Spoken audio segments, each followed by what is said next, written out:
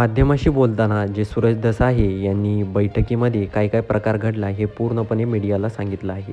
त्याचबरोबर सुरेश धस यांनी म्हटलं आहे की मी अजित पवार यांच्या पीएला जो पेनड्राईव्ह होता तो दिला आहे. काल रात्रीच मी त्यांना पाठवला आहे. त्याचबरोबर अजितदादांसोबत मी बोललो, पण त्यांनी सांगितलं की एक लेखी तक्रार द्या. त्याचबरोबर सुरेश धस यांनी स्पष्टपणे सांगितलं आहे की आमच्यामध्ये कुठली खलबत झाली नाही. थोडंफार बोललो आम्ही, पण अशी काहीही भांडणं झालेली नाही आमच्यात, असं देखील त्यांनी स्पष्टपणे सांगितलं आहे.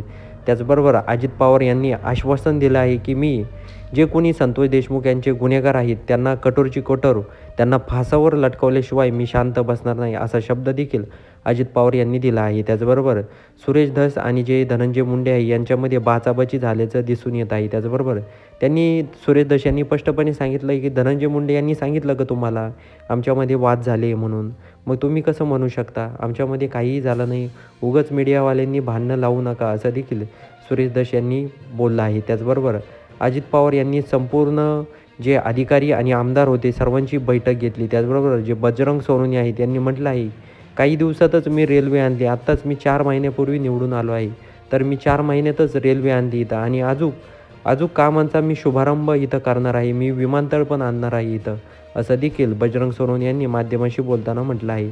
त्याचबरोबर बजरंग सोनवणे यांनी म्हटलं आहे की मी अजितदादांकडं खूप सारे मुद्दे मांडले आहेत. संतोष देशमुख यांचं प्रकरण तर मांडलंच आहे, त्याचबरोबर अनेक मुद्दे मांडले आहेत. बीड आणि परळी कशा पद्धतीनं सुधारली पाहिजे हे देखील मी त्यांच्यापुढं मुद्दे मारले आहे. तर आमची सकारात्मक चर्चा